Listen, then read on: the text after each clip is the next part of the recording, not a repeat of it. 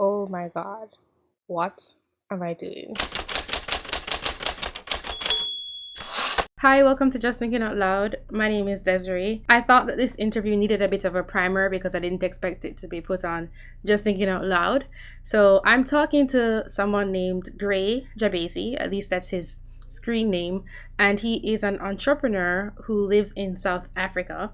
We didn't get too much into his background. I asked it all the way at the very end. He's into cryptocurrencies. He's actually from Malawi, but lives in South Africa, and he wanted to talk about my view on the world and talk about some past topics that I've spoken on, including race and IQ. We got into that a whole bunch. We got into the politics of things, tried to answer some really big global questions. Maybe did a good job. It's a fascinating conversation, especially because of who we are, where we're from, and how we're reasoning through things together.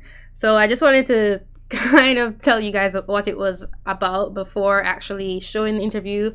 Plus, I'm not wearing black, I'm wearing white. And yes, it's another turtleneck. And actually, I have way more clothes than turtlenecks in my closet, but I think these are the best sometimes because of the formality of the things I talk about on my channel.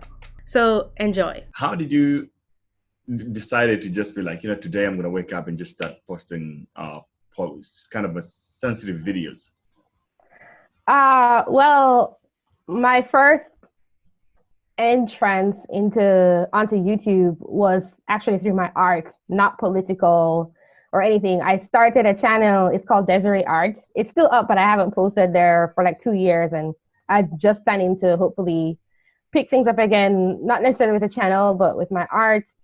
And I just wanted to, I was thinking a bit more business wise, like I should post videos to drive people to my content, but I didn't keep up with it. I do think if I had kept it, that probably would have gone somewhere, because I have a couple of videos that actually have decent views for my art channel, but I just didn't keep up with it.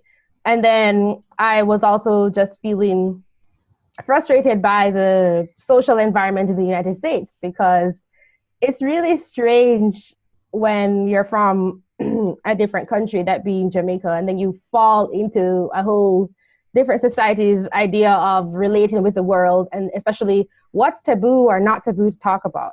So I not quickly actually, but I eventually picked up that I could say certain things, or people were, well, two things. One, people were interested in what I had to say because of my skin color in the US, because it's like a huge thing.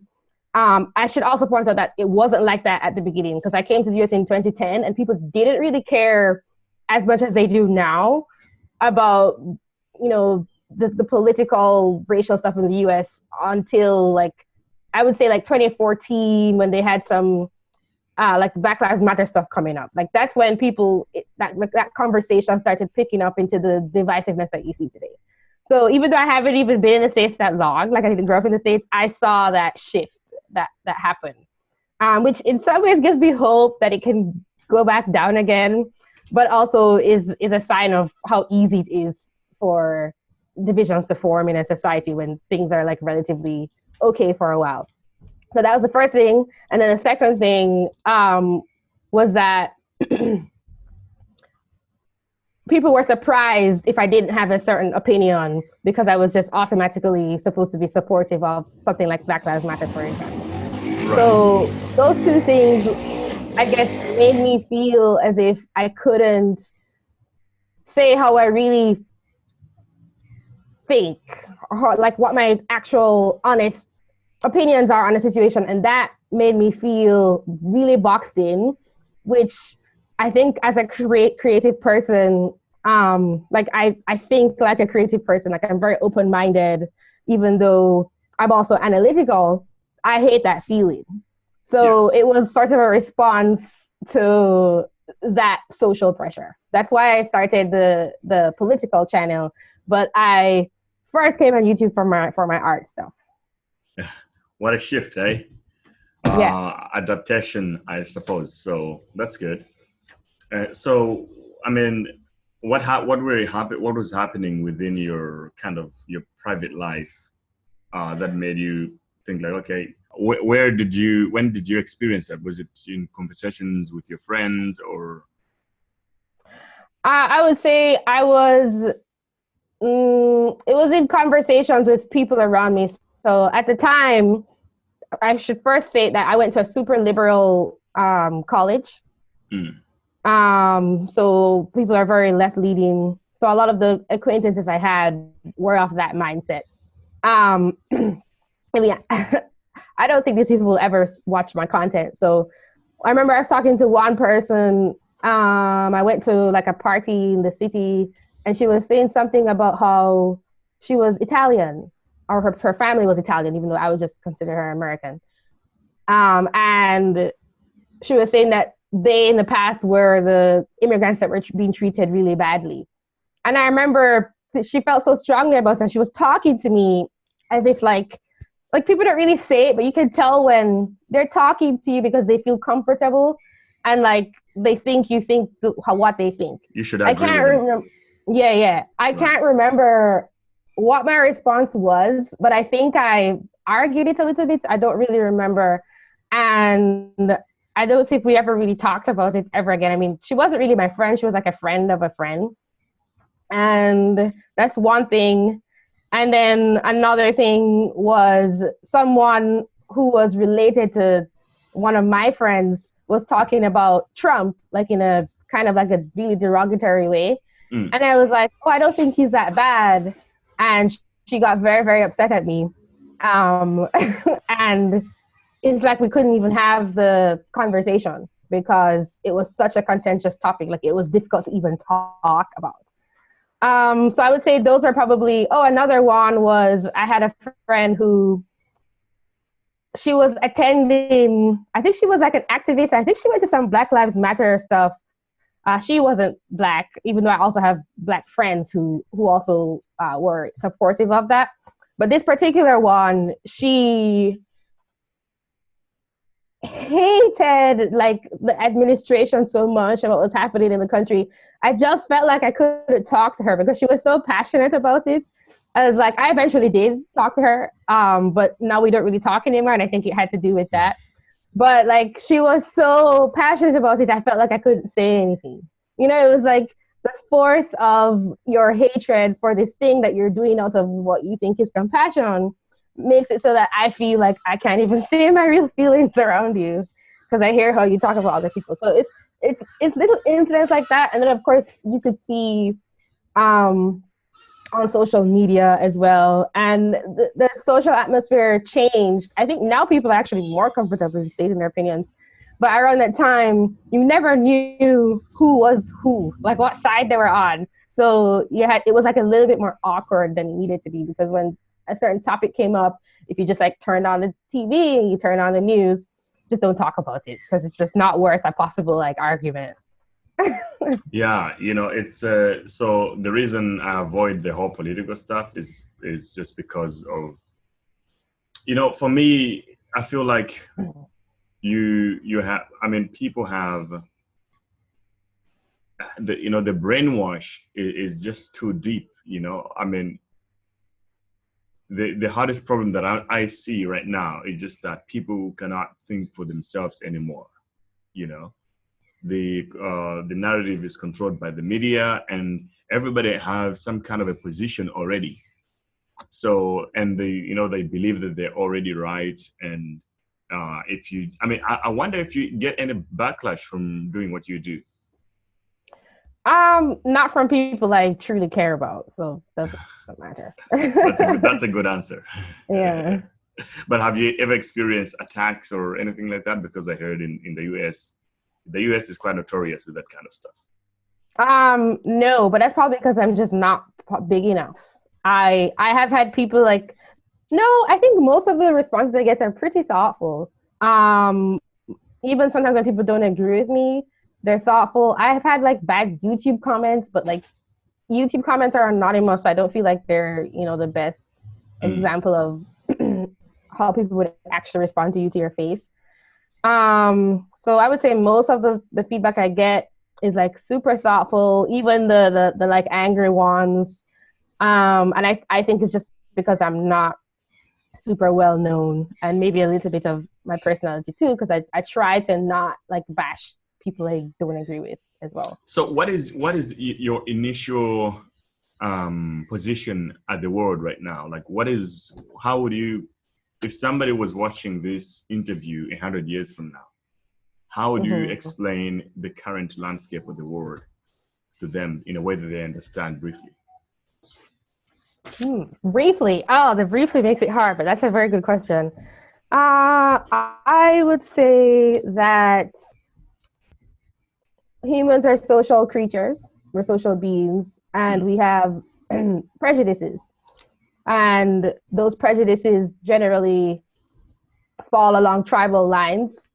A tribe begins with, like your actual family, like your relatives, but a tribe also has to do with what you value, because it affects, it's very hard to be brief.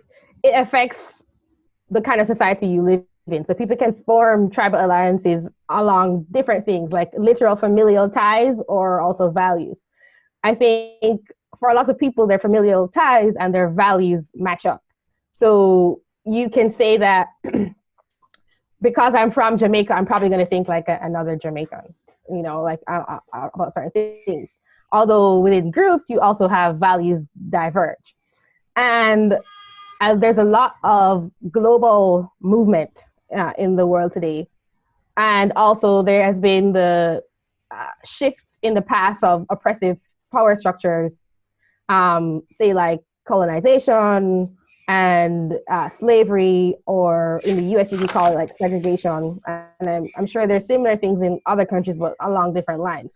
And I think that once people have a certain voice, so if you talk about the US, I think the leeway that a lot of, they would call them minorities in the US have today, they never had in the past. So for a lot of them, I think they almost pushing it over the line, like they turn the tables around instead of making it equal. So because in their historical memory, because it's not actually happening to people now, they know how badly their groups are treated, and they kind of, you don't even have to talk about race, it also has to do with like women, because women are also, not being treated well, politically at least, at the societal level. It's in trying to correct for the past, I think there's an overcorrection happening for a lot of people, where because there was, say, sexism or racism, then instead of trying to make sure there's none, they're doing it in the other direction to people, or at least trying to. This is so not brief. It's really hard to say quickly. So I think that these prejudices that we were once seen along a different historical line in the past, where one group had power over the other, those prejudices are still there, but they actually exist among every kind of person. So when the people who didn't have the power at one point now have the power, their prejudices are also coming into play. And I think that can always shift depending on who has the power in society. And I think the issues that we see today when it comes to, say, like multiculturalism, or different groups trying to operate within the same society, is that every group finds it easier to look at what the other group is doing wrong with their prejudices, which is true. Like you can generally, I think, see it across different populations of people, the same, what you'd call negative traits. And so everybody's just pointing the finger at everyone else. But I think it's actually something that each person needs to work on within themselves. And I also think that, at least in the US, you have different ways of seeing the world. And I think it's just something that will happen within any human population. So for example, for the left, they care a lot about like social, making society fair, like treating people well, making society work properly. So like having order and rules followed. And one will call, the left will call the right really cold, because they think they're only focused on like the rules and stuff like that. But the right will call the left dumb, because they're like, well, you can care a lot about people, but you can't just care. You also have to think about consequences of the actions you're taking trying to care for them. And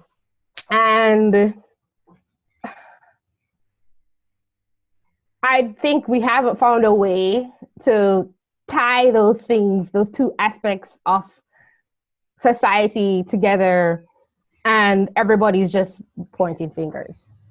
So, okay. Yeah. That's a very good way to establish this conversation. I think that's what we're going to talk about now. The balance between creating a better society and development at the same time. Because to me, I mean, when I say development, to me, I mean finding ways to become more richer. And when I say richer, I mean living longer, you know, kind of having a more harmonious life than really just survival, right? So the more you stay away from survival, the better your life is, so to speak. You know what I mean? Meaning that, you know, you don't have to work too much just to eat. You have good hospitals, and when the problem comes, you can solve it as quick as you can, like the coronavirus issue. So when I say development, I mean, you know, being able to do that, because if you're underdeveloped, it means that if you have issues like that, you probably gonna lose half of your population just by a simple virus, to a simple virus or whatever. Now, I don't want to make this a United States issue. I just want to establish this as a world phenomenon. How do you see the balance of these things coming together? And you talked about socialism and capitalism. Where do you stand on that, on the conversation between capitalism or socialism? I'm definitely more in favor of capitalism, but I also think we should help people, but I don't think it should be done through coercion. So I think that, I know some people say, okay, so I think the best way to help people is to help them help themselves. Mm. So in a lot of ways, that actually means showing people how to face the struggle, if that makes sense. Right. So if I, for example, I'm a teenager in Jamaica, which I was, and I can't find work, which also happened to me, even though I was, you know, like educated, then it's really easy for someone to just, I don't know, give me money. And that can be helpful. But if that person only gives me money and doesn't give me the skills to one, first of all, recognize that there might be opportunity available that is not immediately in front of my face. So maybe don't, I don't know, look in the newspaper, but realize that around the world, because of the internet, you can teach yourself things that people will pay you for on, I don't know, some maybe freelancing website or something. This is just an example. Show me like that path, you know, and like some money might help in the very short term, but like it's not going to help me like actually raise myself up out of the situation that I'm in. So I think that kind of mindset of like actually empowering people is a way to help people. And I also think, which is why I don't like socialism, that you cannot, you should not force anyone to do that. So I'm a little bit radical. Like, I don't think you should tax people to help other people. I think you should form voluntary organizations that persuade people to do it, which I think would happen because like the countries that make a lot of money tend to also be very philanthropic. So if you say, what is your explanation of why the world is today, of the wealth disparity, whether you look at it from as countries, ethnic groups, or whatever way you're going to use to categorize it, but what do you think is the cause of that? The cause of the economic levels, what causes the difference? Well, if you, I guess, start at the beginning and you have two men or women, one person produces something and then one person pays for it, that production. So the person who produced something gets some money. Or there's also the negative side where one person produces something and the other person just takes it. That could be in the form of force, um, through the form of theft, or through coercive labor, like slavery, or So the point is that people produce things, and that's what creates wealth. And that's like the first inequality, and the inequality can either arise through someone producing more and them getting value for it. So the person who's not producing might not have the same knowledge or skills or access to resources, like mental or actual physical environment. So I think there's an inequality first in, I would say, human capital. So people's ability to take what's around them and make it into something that helps other people so that they'll pay them for it. And then also the negative side, where there's coercion, where someone makes something and their efforts are stolen from them, either outright, which I don't think happens so much today, especially in capitalist countries, or they're exchanging their value for less than it's really worth. So I would say if you start small and then expand that big, I can't give like a simple answer, but the inequality comes from that process of who is producing and who is getting wealth, which can happen in a good way, but then also can happen in a bad way. Okay, so would you explain the current distribution if you had to categorize them by continent? I would say that it has to do with the human capital issue, because even though you can look historically and say, in like the most modern historically, that say European countries were colonizing and extracting wealth from the, I guess, non-European countries, which is not just Africa, it's like kind of all over the world. Then that's not an explanation for what's happening today, because there are also countries, a lot of them Asian ones, who are rapidly coming up to par with the traditional, what we consider first world ones. So I definitely think the answer is not to focus on what happened in the past.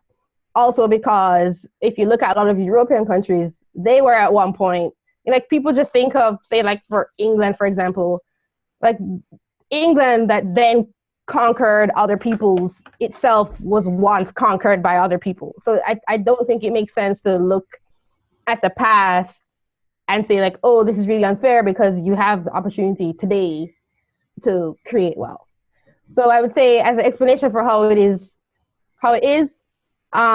you could say a little bit has to do with the past, but I think a lot more change has already happened that shows that can change very, very quickly. And the most rapid change has come through countries adopting more free market policies, like more capitalistic policies that allow entrepreneurs to produce things that other people need, which is what makes the economy grow. So I can't give simple answers. So that's a very interesting way of thinking. I agree with you on the point that we have a lot of people give the past too much power, when it actually, I mean, today cannot be less powerful than the past. It's like today is better than any other day that has ever existed. It's bigger than that, because at least if you're alive today, you can do something about anything, right? At the same time, at a macroeconomics point of view, it's like the idea is that, Sorry, you froze for a second. You said you can do a lot about today, but then you might have said something I missed. Oh yeah, I was saying that people give the past too much power, but the past can never be better than today. If you're alive today and moving around, you can do way much more than the past has ever done, because you have more tools, you have more people in the world, is much more peaceful. So I think, it gives sometimes, it gets people to feel victimized, which I understand where we're coming from, but at the same time, it takes away your power. The moment you start giving the past too much power, it's like you cannot do anything. Now you just blame things. But I don't agree with you on. I think you still have to acknowledge the amount. I mean, wealth that we have now. Much of wealth was already created. It's Wealth that we have now. What we already created? The wealth was already created. So the people that had money then, or the families and all that, a lot of those people still have money, in a way that however they got their money is a whole different story. So you see that a lot of rich people, like families with rich kind of richer generations, their wealth stems from way back in the days of slavery, or what's the other word? Colonialism, and all those kind of eras, which is fine, that's gone. And also you have economic control of, like, you as an independent country or an individual, you can try to thrive through and create something of yourself, but then you still have other people fiddling into whatever you're trying to do. You can be an independent country in South America, but then America will come and get involved in whatever you're trying to do here, So, for example, who write the rules of who should have nuclear weapons and who should not? It's the already rich countries. So somebody still have the upper hand. Somebody has the upper hand, and that can be solved, but at the same time, the way that could be solved will become harder for, say, and people who are unfortunate at this point, because now if with the whole narrative that's going on right now of green energy and global warming, a lot of policies will be put through by a lot of already wealthy countries. So if you're a poor country, the bar of you having to make it's just going to get raised way higher, because these other people have manipulated this, not manipulated, but they've used an easier way of attaining wealth, but then you cannot do that. So you need to be more innovative, maybe work extra harder, and it's very complicated. At the same time, so this leads me to libertarianism. I don't know if you agree with me.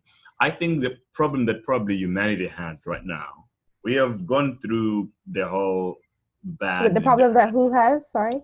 Humanity has. Yeah.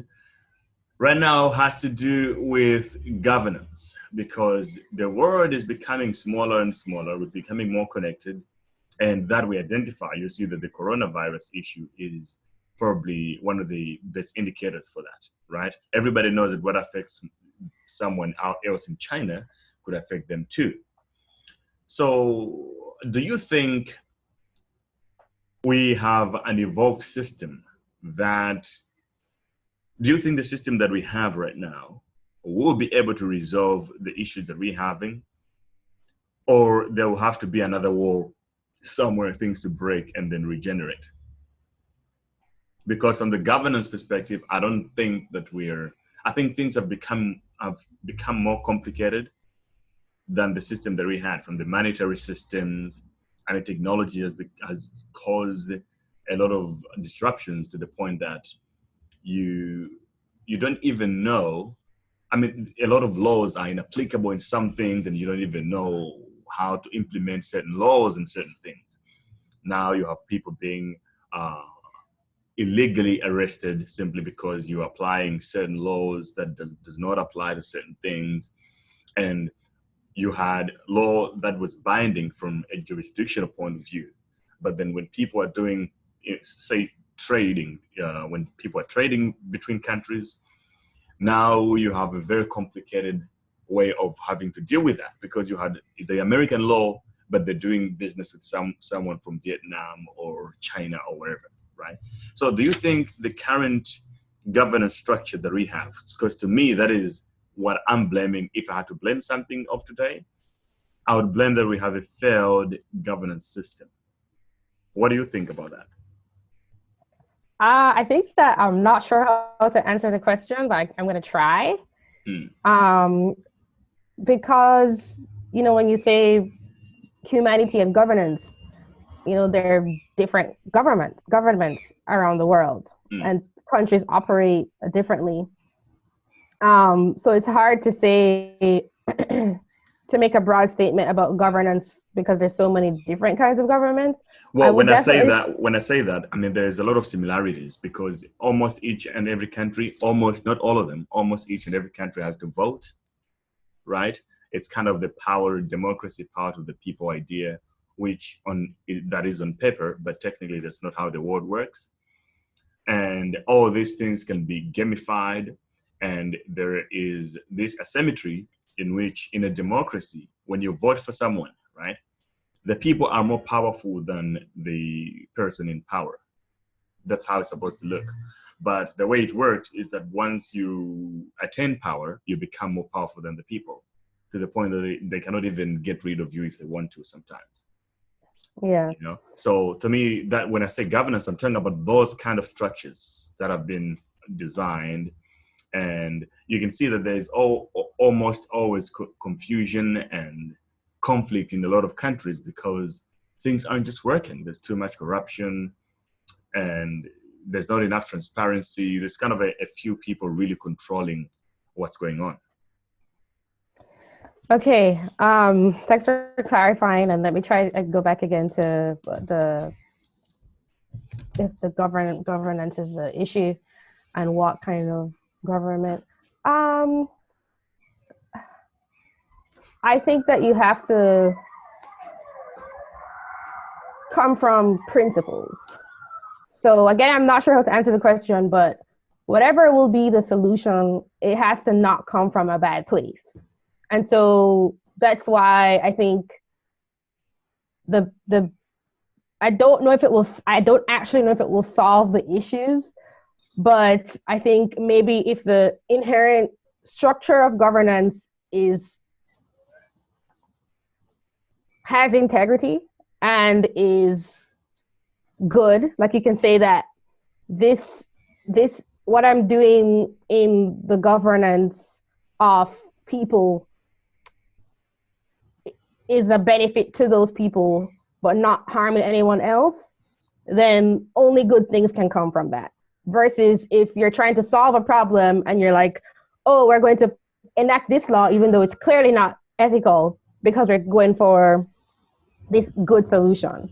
So that's the first thing I would say. And then the other thing I would say is I also think related to the first thing that it can't be some kind of top-down, like one world kind of thing, because that in and of itself, even though you're going to say, well, we're doing this in order to solve this problem, say like this environmental issue, if you're forcing it on other people, like they're not being able to make that choice themselves, then it's already bad. So I don't actually know like what the answer is for specific problems, but I think whatever governance, the structure in which the answers come has to be good in and of itself first. So I know that's super abstract and doesn't really answer the question, but I just think you have to come from a good place in order for the effects to be good, even though you might try to work backwards and say, well, we'll have to sacrifice this thing that's unethical, like forcing people into doing stuff such as like stealing from them to pay for some good cause. I think it won't be good in the long run. No matter how you justify the ends, it has to come from something good. And even though you can't foresee that, that's how in my brain the logic pans out. So I'm sorry, I don't really know how to answer the question, but yeah, look, it's a very long-winded question. But basically, I mean, to reiterate on that, what I mean is, if it's people want to think about. We tend to think about the world based on countries, this country and that country, and our people, their people, and all that, right? But then I think in reality, it's starting to show us that, look, we're on this planet together. And the moment you start breaking apart, it makes it difficult for all of us to even solve global problems, which I think in the near future we'll have a lot of those, right? So if you start calling someone left, right, immigrant, non-immigrant, all based on all these labels, and then later on you want to say, let's come together and solve global warming, that's like, to me, that's crazy, right? And that's where the world is at right now. It's like, I think probably we have kind of evolved very fast from the technological standpoint than our biological clocks or makeup, right? To the point that we don't really know how to function in this very big world. We're used to like small family structures, right? Which takes me to the next point. With time, I think we probably should find a better time to talk about this, because I was trying to establish a few things, and then we get to talk about it. Yeah. But which takes me to like a libertarian system of governance, which I've listened to your video, I've watched your video about it, and what you think about it. Man, it's just so much to talk about. The problem with this with this subject. But so I think let me just get some things that I have on the side quickly that you can answer very quickly. So what did you think about the subject of race and IQ, and the other things we can talk about, because they're very long, so we'll have to find another time for it. Well, right now, I think that there are different average IQs between populations as they're defined, like Black, white, Asian, whatever. However, I think that how you choose to define those populations has a lot to do with like the racialized history of the past. So I don't really think that like it's useful in order to explain patterns that we see, but we're only focusing so much on these specific patterns because of how the world was racialized economically in the past for coercive, like slavery, colonization, those kinds of systems. So I think, why do you separate Jews, for example, when they kind of just look like the same category of white, when you could also separate specific African groups that they have differences in IQ, but you kind of just group them all as Black? Or why is it that you have this category called white when that now encompasses groups that at one point weren't considered white? So I think that people can draw these conclusions, and I think the only reason why we have to talk about them, or people want to talk about them so much, is because of like the blame game that goes on about who's oppressing who, blah blah blah. But even though I think that IQ exists, I think that, well, the science is that it would be both genetic and environmental what influences it. I am wary of the topic just because I know how much it's influenced by people's existing prejudices, which how IQs are even studied, like with these categories, I think is based on the past, like what I was just saying about how you decide to define the populations. So while I think IQ is real, I think that it kind of sucks that people can't study it because everybody just thinks it's going to be used for eugenics programs, and like they always just go there. I don't think it should be censored or anything like that, but I also think, however it is studied, is going to come down to the prejudices of the researcher, and also just the prejudices of like the society itself because of where it's coming from. So what makes you, when you say IQ is real, what do you mean by that? And what is IQ to you? Well, it's a measurement of intelligence. I think that intelligence in terms of what people use to what affects outcomes in like modern Western societies. So that kind of intelligence. Like I don't think there's only one kind, but that's the kind of intelligence most people are talking about when they say intelligent. Oh, what do you mean? So come again. What did you say? Intelligence in terms of the ability to Do well in a Western society. Is that what you say? yes. Okay. So I would say like that's what most people mean when they say intelligence. So like the person who can write or well they say it's pattern recognition, but you know it's like if you translate that into something that is more meaningful to people who can write well or read well and usually who can learn something really quickly because intelligence usually manifests itself along different domains. Like if you're good at one thing, if you're smart, you're probably going to find it easy to like learn about something new. So that's, and I'm only saying it because some people just don't want it to be studied at all. But it's like it's something you can measure, and it's like no, it's like something that's there. Yeah, I find this IQ subject very interesting too. It's like, it's I, in one way, I used to be obsessed with IQ when I was younger myself. I was trying to go to do the Oh, Mensa really? test and all this kind of bullshit, and Oh, yeah. so it has been a very very it was a very interesting thing to me when I was younger until a certain point. Then I just got over it. But the more scientific you go about it, and then you realize how how kind of BS it is. In which I think it has to be studied. It is there is some sentiment, but it's very very difficult to put an into it.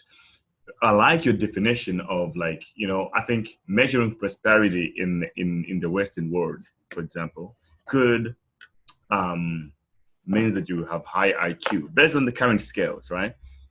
So so you can It's not that's the only. I don't want to say that it's the only thing that affects prosperity, but it's linked.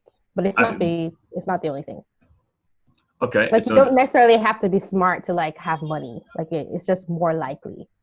Like you also have to work hard or mostly that. okay. Okay. Yeah. So that's when then it starts becoming a blurry line of like, okay, what do we really mean, and all these things. But to me, I came to a conclusion. I mean, it's not a science; it's a pseudoscience, if you ask me. You should read. I don't know if you have read Food by Randomness. No, but I would disagree that it's a pseudoscience just because if IQ is a pseudoscience, then I think the level of scrutiny that IQ gets because of the kind of subject doesn't apply to so many other things that people are just like, oh, whatever. So that's why you can say that people may be drawing false conclusions. And like I said, I think people's biases come into play. But I think the study of IQ gets much more scrutiny than other subjects out there. So I wouldn't call it a pseudoscience, personally. Okay. I can tell you the reason why I call it pseudoscience. So, this is something that can only work in a very convex manner, right? Where it starts top down. So whoever is the boss in the room get to decide what IQ is to begin with. So you can look at this in a very racially based way or geographical point of view. However you would want to look at it. So, for example, IQ has to be more likely coming from America. The concept of measuring who has the highest IQ or not or whatever, right? Okay. It has to be a system. It's kind of it's a privileged system. So anybody can write their own. I'm sorry, you paused. It said it has to be the concepts come from America. It has to be. I think you were saying established, and then Oh, okay. I was saying that it's the guy on top who establishes what the IQ is. And when I say the guy on top, I mean the richest one. Okay, but because there is correlation of like we have more IQ or I have more IQ, maybe because I'm more successful. How would you refute someone who is a billionaire that you have more IQ than them? You have a higher IQ than them. How would you make that argument against a Well, billionaire? because just having IQ doesn't necessarily mean that you get rich or wealthy. It's just like one So thing so that helps. if you're more analytical, somebody would say, well, then if that's the case, then why couldn't you solve these basic problems that you have? As why would you say um, you have a high IQ, but you're not being able to solve the least problems that you have? Well, because IQ isn't the only thing that matters, and also like there are other things that affect that. So, for example, I think that a lot of people's emotional issues, like no matter how smart they are, like those have to be sort of cleared away before you can think properly. Like your emotional health affects your like mental capacity. I was gonna say, oh, and also you have different kinds of intelligence. So someone might be, like you were just saying, analytical or really good with words versus good with performing math in their head. So like not because you're like you can be more smart in one thing than the other thing. So I think the question, how would you refute a billionaire like by saying you have a smart higher IQ doesn't really make sense, because like IQ isn't the only thing that matters. There's a lot that factors into someone being super successful than just their IQ. Okay, yeah. Again, that's where the blurred lines to me come to play when this kind of things are brought up. So this is my definition of what I tend to go more for the definition that Nassim Nicholas Taleb came up with, this idea of survival. Things that are really good, or people of higher IQ or whatever, are more likely to survive the most. So I think the greatest test of being a human being of a higher status or a higher kind of state. Competence, maybe competence Yeah, is the yeah. word you're looking for. It is probably survivability, I think, right? In whatever kind of environment you can put one into, being able to survive that, I think it's a more likely.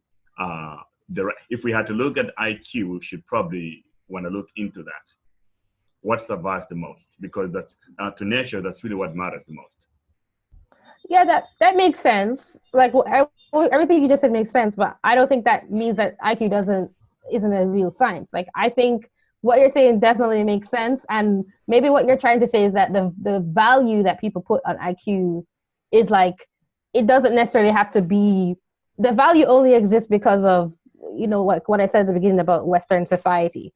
So there's variation in biology. If it's a science, well, the point I'm trying to make here is, if it's a science, science is, we kind of adapt more of a scientific way of living because of predictability, right? You know that if you create a plane in a certain design, it has to fly, right? You know that you kind of predict the outcome. So that's where science gets more, over the years. It has been gaining more traction to it because it's more predictable. If you mix X and Y, you should get Z in a way.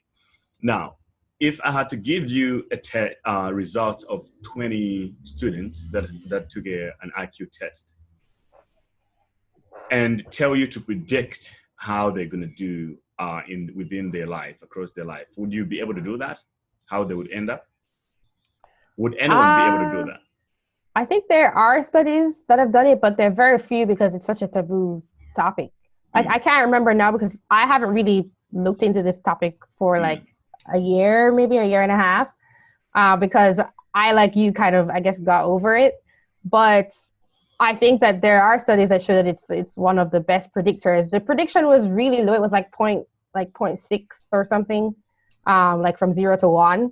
But it's like one of the best predictors versus other things. I think those studies do exist, but I've only found like 1 or 2. And it's also hard to like even tease apart counter arguments because it's people don't want to study it. So like we're like in some ways we're never even going to find some of those answers because people are just like, no, this is just bad because people are just going to use it for bad, which they will, but they can also use it for good. So from what I Yeah. know, there's like a couple of studies.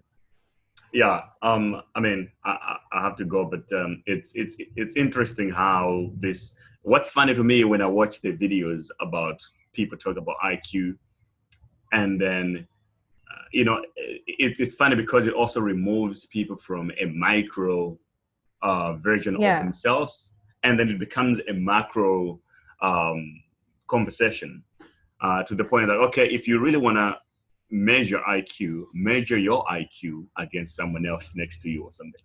That is probably a more effective way of doing it.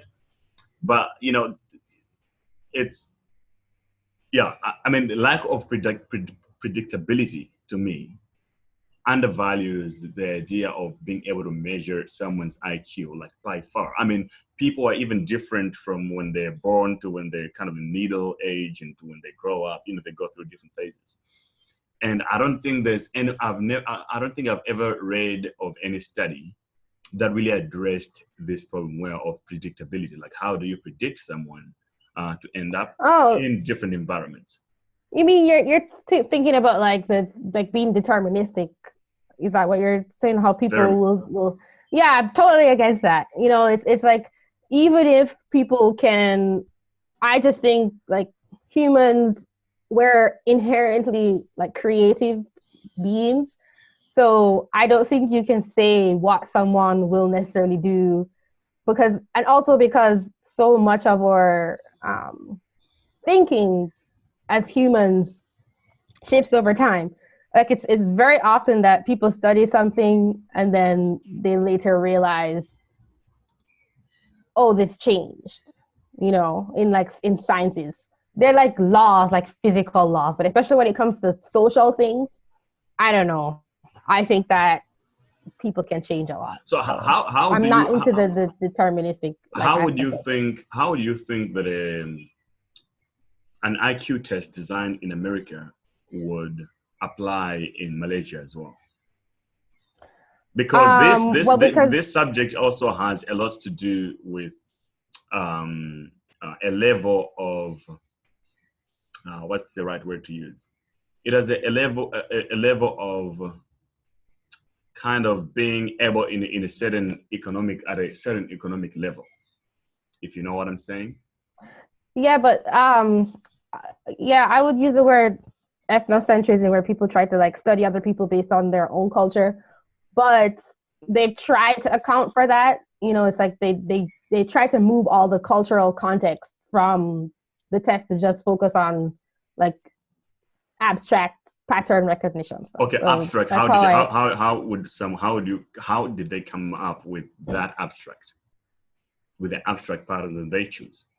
Well, it's just something that like every human being can see, like basic visual patterns. That's something that has nothing to do with culture. So that's from what I understand, there's been an attempt to remove all the cultural issues like you're mentioning. How is that possible? Because different cultures, if you have to go this in a very primitive way, definitely different people would have they would be inclined to observe certain things than others, even whether it's shapes, words, or whatever you want to use, right? So, right. If you came and say, we need to measure people of Vietnam with the ability to how to spot triangles or whatever concept that you already have, that is already a cultural influenced parameter to me, at least. So what I'm trying to establish is just that there's a lot of discounting on this issue of IQ, and there's less science to it. I would recommend that you read Food by Randomness. I think Nassim has a very good I can send you a link to the articles that he write about. He's a mathematician. Okay. I really don't have much time, so I'm not sure if I'll be able to read through everything. But what you just said, I think, is a good point. So I'll just say that. So I don't refute the the amount of work that needs to be put in there to find really what the truth is, right? I think the most important thing is to find what the actual truth, because if it is true, it's very helpful. Maybe we can look into ways of how to enhance our own IQ. It would be nice to know what your flaws as a human being are, like which areas of your IQ you need to improve, right? Well, you don't even need to, like, it's so funny. You just use the word flaw. And like, that's the whole issue with like these topics, the value judgment that people put on them. Like, I wouldn't describe it as a flaw. Well, but that's if you say if you say it's how more likely you can be successful in the Western world, it can be considered a flaw, because what everybody's trying to do is to become more to survive, to thrive, right? So if it makes you, if you have a certain trait that makes you less likely to thrive or to survive in a certain environment, then maybe it's a flaw. Maybe. Anyway, yeah, I gotta go. But look, there's so many things that I have on my notes here, and it's I just want to ask you one thing, because I might put this on JTOL. Can you just say who you are, just for like my audience? Just very briefly. I know you have to go, but there's no context. No worries. You know? My name is Gray. I have my channel, Hardcore Crypto, and I'm an entrepreneur. I'm based in Africa, South Africa to be specific. But unfortunately, I follow a lot of the American narrative and videos and all the BS that happens, you know. So I'm over here, but I'm in the mix too. So. But yeah, I'm based in Africa, and I'm an entrepreneur. I love cryptocurrencies, and yeah, pretty much. I think, is there anything more specific that you wanted me to say? No, I liked what you had mentioned, that you were from Malawi, because I think that's interesting. I don't know, like, did you grow up there? Like, how long have you been in South Africa? Okay, so I moved from Malawi when I dropped out of school when I was 16. Then I moved to South Africa, and yeah, I'm 25 now, so that was like 9 years ago. Yeah, and I worked here in South Africa for some time. I was a developer, designer, and all those kind of things in my younger years after I moved from Malawi to South Africa. So I did some work for a few companies and then started my own business. And yeah, still doing the same thing. And now I do make videos in my free time. I have my own channel, like I said. I also have the podcast, the Gray Amp podcast. It's one of the largest podcasts in Africa, and it's pretty much about business and technology mostly, but it's also about personal development. So I just felt in a loophole with this political conversation. I'm not into politics. I hate politics at all. It's like, I'm a hustler. I like to make money and really just focus on what I'm doing. I think the micro is very important in society than the macro, especially at this point in time. So I focus on myself more, but then I see all these narratives going around. But then I like science as well since I was very young. So I like to disagree whenever I can when people are using bullshit to really just prove their points, Yeah.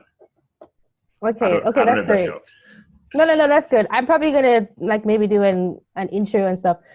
But it was great meeting you, and maybe we could schedule something if you wanted to talk a bit more. But yeah, I think it's a rabbit hole, So I kind of just stopped thinking about this stuff, because ultimately I think you should focus on the individual person. Yeah. And I think it kind of feeds on itself. Have a good one. You too. Bye. Nice to meet you. Yeah. Okay. Thank you for watching. If you like this kind of content and you like my video, or if you're new to the channel, do subscribe. Also, you can donate at justthinkingoutloud.tv/donate to help support the channel. Have a great day. Thanks for watching or listening, and I'll talk to you soon. Bye.